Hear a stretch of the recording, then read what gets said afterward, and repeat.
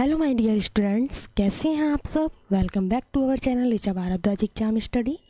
आज की new class को हम यहाँ पर स्टार्ट कर लेते हैं। चलिए बच्चों, उम्मीद करते हैं कि सब लोग अच्छे होंगे। इसी के साथ हम अपनी आज की क्लास को स्टार्ट करते हैं। क्लास आज की बहुत अच्छी होने वाली है। संविधान से संबंधित सभी क्वेश्चंस हैं इसमें। आपकी संविधान से संबंधित एक क्लास हम ऑलरेडी दे चुके हैं, ये दूसरी क्लास है। तो आप लोगों ने अगर पहली क्लास को मिस कर दिया है तो आप लोग चैनल के प्लेलिस्ट में जाकर उसको देख सकते हैं। चलिए स्टार्ट करते हैं आज की इस क्लास को। किस देश में दोहरी नागरिकता का सिद्धांत स्वीकार किया गया है। 1 मिनट कलर चेंज कर लेती हूँ। आई होप ये कलर यहाँ पर ठीक नहीं है। वाइट भी नहीं लगाऊंगी, येलो लगा लेती हूँ ना। ओके, चलिएगा।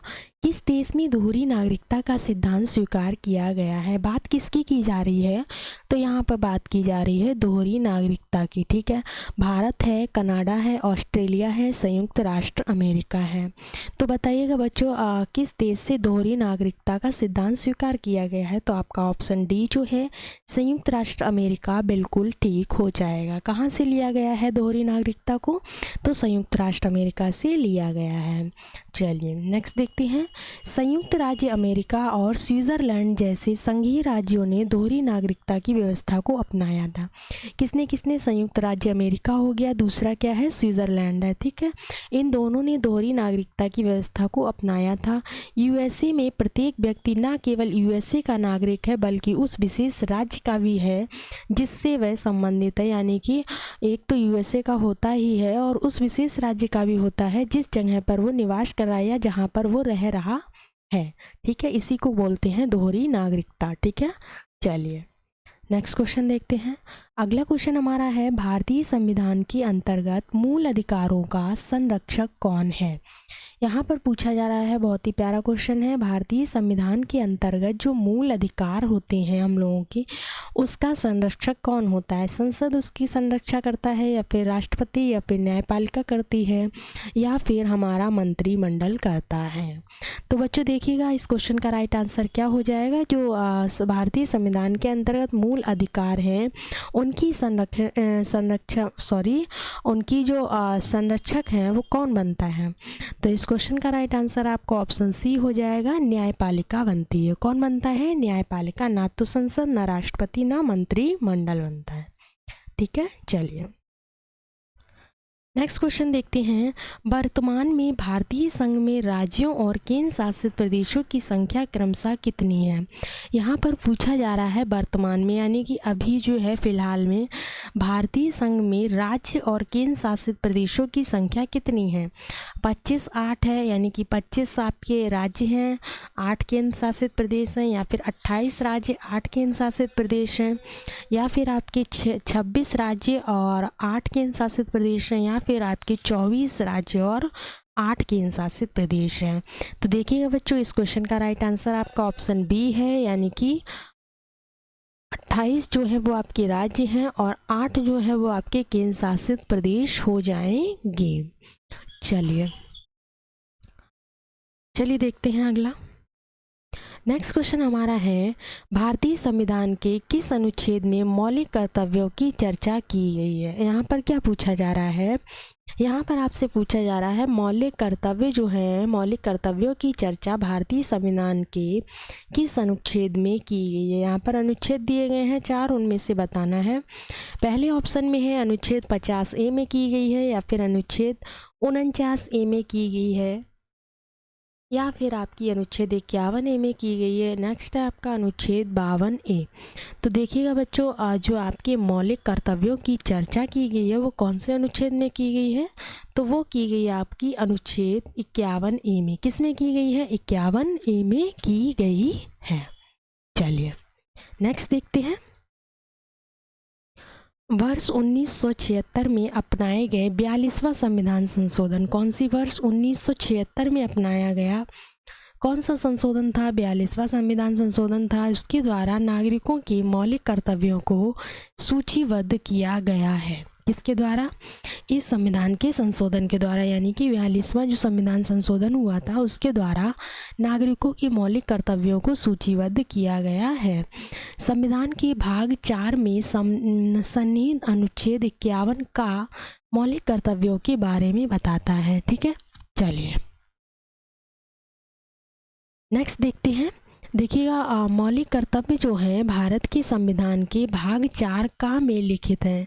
इन कर्तव्यों का पालन करना हर नागरिक का दायित्व है। ठीक है, जो कि भाग 4 का में स्थित है। मौलिक कर्तव्य किस में स्थित है? तो भाग 4 का। ये भी क्वेश्चन बहुत पूछा जाता है, परंतु वह इन कर्तव्यों का पालन करने के लिए बाध्य नहीं है। ठीक है, जरूरी नहीं है, यानी कि बाध्य नहीं है वो। सरदार स्वर्ण सिंह समिति, ये क्वेश्चन बहुत पूछा जाता है कि ये जो आपकी क्या बोलते हैं मौलिक कर्तव्य हैं वो किसके द्वारा लिए? तो सरदार स्वर्ण सिंह समिति की अनुशंसा पर 42वां संविधान संशोधन जो है वो 1976 द्वारा इसमें 10 मूल कर्तव्यों को जोड़ा गया था। एक आपका बाद में जोड़ा गया है, फिलहाल कितने थे? पहले 10 थे। ये किसके द्वारा दिए गए? तो सरदार स्वर्ण सिंह समिति के द्वारा। ठीक है, 42वां जो संविधान संशोधन हुआ था उसमें जोड़ा गया था 10 मूल कर्तव्यों को। ठीक है, कब हुआ था? 1976 में हुआ था। इसके पश्चात वर्ष 2002 में जो 86वां कौन सा 86वां संविधान संशोधन दोबारा इसमें एक और, यानी कि 11वां मूल कर्तव्य जोड़ा गया। कौन सा जोड़ा गया? 11वां कब जोड़ा गया? तो ये 2002 में जोड़ा गया। 11वां आपसे बहुत पूछा जाता है। ठीक है, इन सभी मौलिक कर्तव्यों को बर्मा समिति की अनुशंसा पर लागू किया गया। अब आपसे पूछ ले लागू कब किया गया? तो ये बर्मा समिति की अनुशंसा पर लागू किया गया था। चलिए नेक्स्ट क्वेश्चन हमारा क्या कह रहा है? तीसरी बार राष्ट्रीय आपातकाल की उद्घोषणा राष्ट्रपति ने किस आधार पर की थी? कौन सी बार? तीसरी बार जो राष्ट्रीय आपातकाल की उद्घोषणा हुई थी वो राष्ट्रपति ने किस आधार पर की थी? तो देखिए, युद्ध के आधार पर, बाह्य आक्रमण के आधार पर, आंतरिक अशांति के लिए, या फिर सशस्त्र विद्रोह पर। तो बच्चों देखिए, इनमें से जो चारों में से राइट आंसर है वो आपका आंतरिक अशांति है। तीसरी बार जो राष्ट्रीय आपातकाल की उद्घोषणा की थी राष्ट्रपति ने, वो की थी आंतरिक अशांति के कारण। ठीक है, चलिए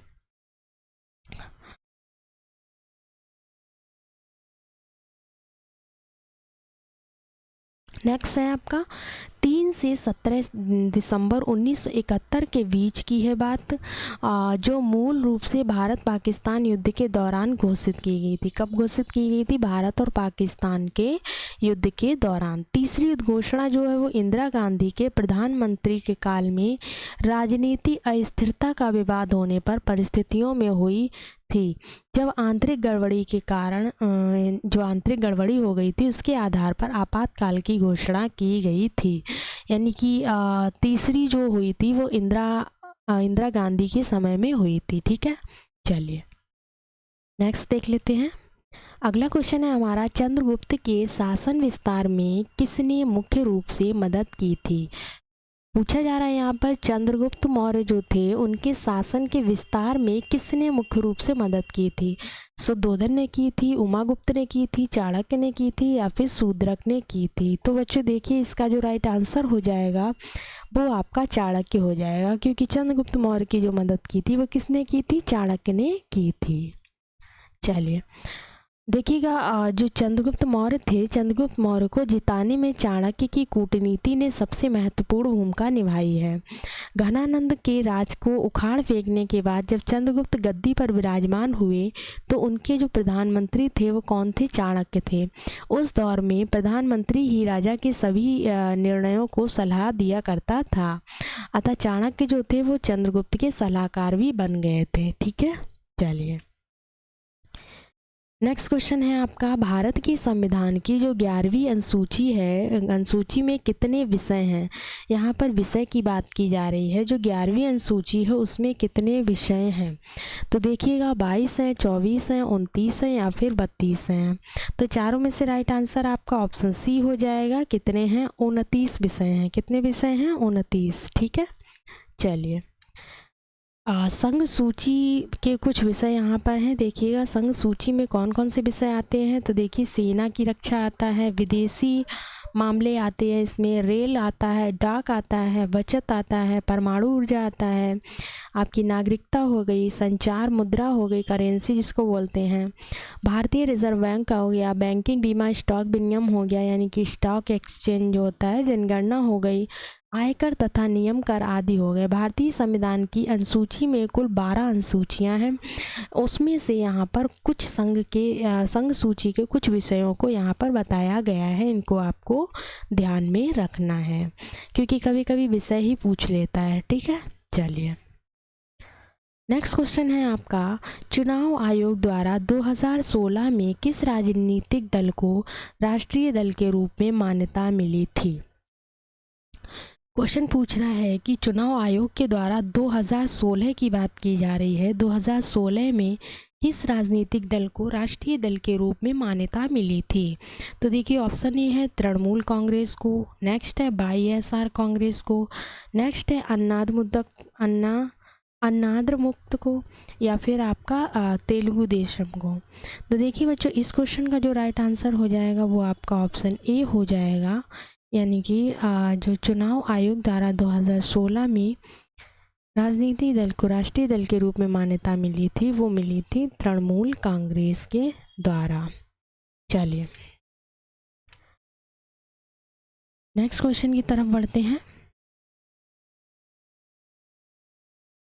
अगला क्वेश्चन है हमारा, निम्न में से कौन सा संशोधन अधिनियम है जिसको कि मिनी संविधान माना जाता है। मोस्ट इम्पॉर्टेंट क्वेश्चन है ये। मिनी संविधान बहुत बार एग्जाम में पूछा गया है। कौन सा संशोधन अधिनियम है जो मिनी संविधान माना जाता है।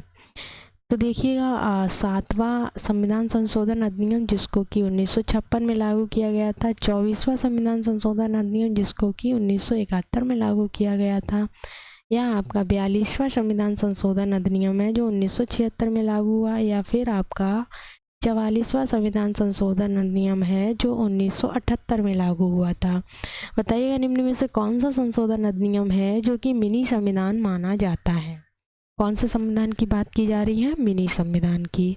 तो बच्चों देखिए इसका राइट आंसर क्या हो जाएगा, वो हो जाएगा आपका ऑप्शन सी, यानी कि जो 42वां संविधान संशोधन अधिनियम है 1976 उसको ही क्या माना जाता है, मिनी संविधान माना जाता है। चलिए नेक्स्ट है यहाँ पर, इस संशोधन के द्वारा भारत के सर्वोच्च न्यायालय तथा उच्च न्यायालयों की उन शक्तियों को कम करने का प्रयत्न किया गया जिसमें वे किसी कानून की संवैधानिक वैधता की समीक्षा कर सकते हैं। इस संशोधन को कभी कभी लघु संविधान या फिर मिनी कॉन्स्टिट्यूशन या फिर कॉन्स्टिट्यूशन ऑफ इंदिरा वे कहा जाता है। ठीक है, देखिए मिनी संविधान के बारे में जितनी भी जानकारी थी वो आपको यहाँ पर हमने साझा कर दी है। अगर आपका कोई भी क्वेश्चन बनता है इससे बाहर नहीं बनेगा। चलिए नेक्स्ट क्वेश्चन देखते हैं।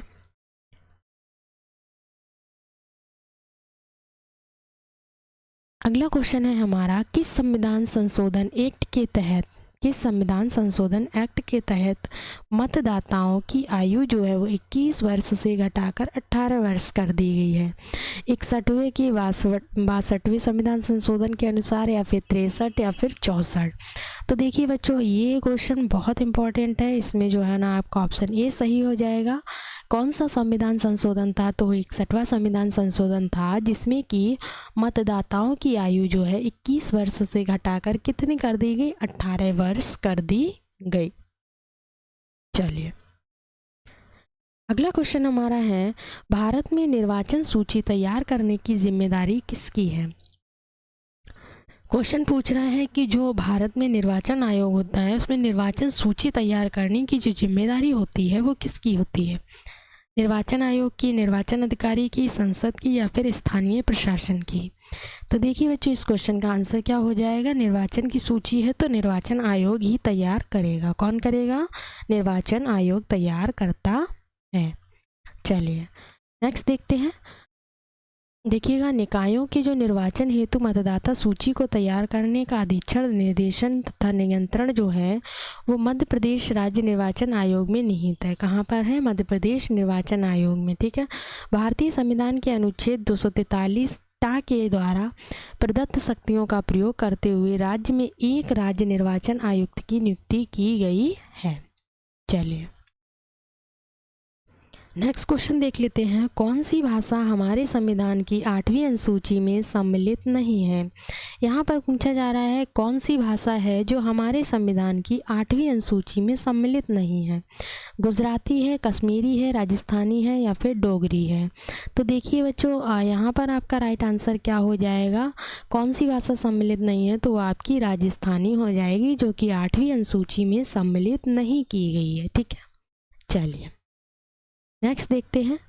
संसद द्वारा प्रस्ताव पारित होने पर किसी राज्य में राष्ट्रपति शासन एक बार में कितने समय के लिए लागू होता है? यहाँ पर पूछा जा रहा है कि संसद द्वारा प्रस्ताव पारित हो जाने पर किसी भी राज्य में राष्ट्रपति शासन एक बार में कितने समय के लिए लागू किया जाता है। जो राष्ट्रपति शासन लगता है वो कितने समय के लिए होता है? 1 माह के लिए, यानी कि 23 माह के लिए, यहाँ पर 2 गलत है। इसके बाद में 6 माह के लिए या फिर 12 माह के लिए। तो देखिए बच्चों, इसका जो आंसर हो जाएगा वो आपका ऑप्शन सी हो जाएगा। कितने माह के लिए होता है? तो वो मात्र 6 माह के लिए होता है। कितने माह के लिए होता है? 6 माह के लिए। चलिए नेक्स्ट देखते हैं। देखिएगा, यदि संसद के दोनों सदन इसे मंजूरी देते हैं तो राष्ट्रपति शासन अगले 6 महीने के लिए प्रभावी होता है। अगर संसद के दोनों सदन मंजूरी दे दें तब होता है। ठीक है। संसद की सहमति से इसे हर 6 महीने में अधिकतम 3 साल के लिए बढ़ाया जा सकता है। अगर संसद मंजूरी देती है तो फिर इसको हर 6 महीने में अधिकतम 3 साल के लिए बढ़ाया जा सकता है, मतलब हर 6 महीने में बदला जा सकता है। ठीक है। चलिए नेक्स्ट क्वेश्चन देख लेते हैं। नेक्स्ट क्वेश्चन है हमारा, अप्रैल 2019 तक प्राप्त जानकारी के अनुसार भारत में किसी राज्य के मुख्यमंत्री पद पर सर्वाधिक समय तक रहने वाला व्यक्ति का नाम क्या है? यहाँ पर पूछा जा रहा है अप्रैल 2019 तक प्राप्त जानकारी के अनुसार भारत में किसी राज्य के मुख्यमंत्री पद पर सर्वाधिक समय तक रहने वाले व्यक्ति का नाम बताना है। जयललिता हैं, पवन चामलिंग हैं, ज्योति बसु हैं, शीला दीक्षित हैं। तो देखिए बच्चों, इसका जो राइट आंसर आपका हो जाएगा वो ऑप्शन बी हो जाएगा। कौन थे? पवन चामलिंग थे। ठीक है। चलिए उम्मीद करते हैं बच्चों आपको क्लास पसंद आ रही होगी। अगर पसंद आ रही है तो चैनल को लाइक, सब्सक्राइब और शेयर ज़रूर कर लीजिएगा। नेक्स्ट क्वेश्चन देखते हैं। नेक्स्ट क्वेश्चन है, राष्ट्रीय आपातकाल के उद्घोषणा के प्रवर्तन रहने की स्थिति में विधानसभा की अवधि को कितने समय के लिए बढ़ाया जा सकता है? पूछा जा रहा है क्वेश्चन में, राष्ट्रीय आपातकाल की उद्घोषणा के प्रवर्तन रहने की स्थिति में विधानसभा की अवधि को कितने समय के लिए बढ़ा सकते हैं? 6 माह, 1 वर्ष, 2 वर्ष या फिर 3 वर्ष। तो देखिएगा बच्चों, इसको कितने वर्ष के लिए बढ़ा सकते हैं? तो इसको 1 वर्ष के लिए बढ़ा सकते हैं। कितने वर्ष के लिए? 1 वर्ष के लिए बढ़ा सकते हैं। नेक्स्ट देख लेते हैं। देखिएगा, संसद किसी राज्य विधानसभा का कार्यकाल भी प्रत्येक बार 1 वर्ष के लिए बढ़ा सकती है। संसद जो है वो किसी राज्य या विधानसभा का कार्यकाल भी प्रत्येक बार में 1 वर्ष के लिए बढ़ा सकती है। उपरोक्त दोनों विस्तार जो हैं आपातकाल की समाप्ति के बाद अधिकतम 6 माह तक के लिए ही लागू रहते हैं। जब आपातकाल की समाप्ति हो जाती है तो उसके बाद ये जो है 6 माह तक ही लागू रहते हैं। कितने माह तक? 6 माह तक। नेक्स्ट देखते हैं। अगला क्वेश्चन हमारा है, भारत के निम्नलिखित राज्यों में से किस में विधान परिषद अस्तित्व में है? बात की जा रही है कि भारत में निम्नलिखित में से जो यहाँ पर राज्य दिए गए उनमें से किस में विधान परिषद जो है वो अभी भी अस्तित्व में है। उत्तराखंड है, झारखंड है, तेलंगाना है, छत्तीसगढ़ है। तो देखिएगा बच्चों, इस क्वेश्चन का जो राइट आंसर हो जाएगा वो आपका क्या हो जाएगा? वो हो जाएगा आपका ऑप्शन सी, यानी कि भारत के निम्नलिखित राज्यों में से कौन सा राज्य है जिसमें जिसमें विधान परिषद अस्तित्व में है, तो वो आपका तेलंगाना हो जाएगा। क्या हो जाएगा? तेलंगाना। चलिए नेक्स्ट क्वेश्चन देखते हैं। अगला क्वेश्चन है, राज्य सरकार का संवैधानिक प्रमुख होता है कौन? राज्य सरकार जो होती है उसका संवैधानिक प्रमुख कौन होता है? मुख्यमंत्री होता है, मुख्य सचिव होता है, महाधिवक्ता होता है या फिर राज्यपाल होता है? तो बच्चों देखिएगा, इस क्वेश्चन का राइट आंसर आपका हो जाएगा, राज्य सरकार का जो संवैधानिक प्रमुख होता है वो राज्यपाल होता है। कौन होता है? राज्यपाल होता है। चलिए नेक्स्ट क्वेश्चन है यहाँ पर, सर्वोच्च न्यायालय के जजों का जो वेतन है वो किससे आहरित होता है? पूछा जा रहा है सर्वोच्च न्यायालय के जो जज होते हैं ना, उनका जो वेतन है वो किससे आहरित होता है? सहायक अनुदान से, आकस्मिकता निधि से, संचित निधि से या फिर लोक लेखा से? बताइएगा इस क्वेश्चन का राइट आंसर क्या हो जाएगा? तो बच्चों वो होता है आपका संचित निधि से। जो सर्वोच्च न्यायालय के जज होते हैं उनका वेतन जो है वो संचित निधि से आहरित होता है। किससे होता है? संचित निधि से।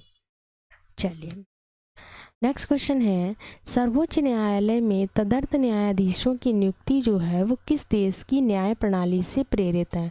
सर्वोच्च न्यायालय में जो तदर्थ न्यायाधीश होते हैं उनकी नियुक्ति जो है वो किस देश की न्याय प्रणाली से प्रेरित है? ऑस्ट्रेलिया से, कनाडा से, संयुक्त राज्य अमेरिका से या फिर फ्रांस से?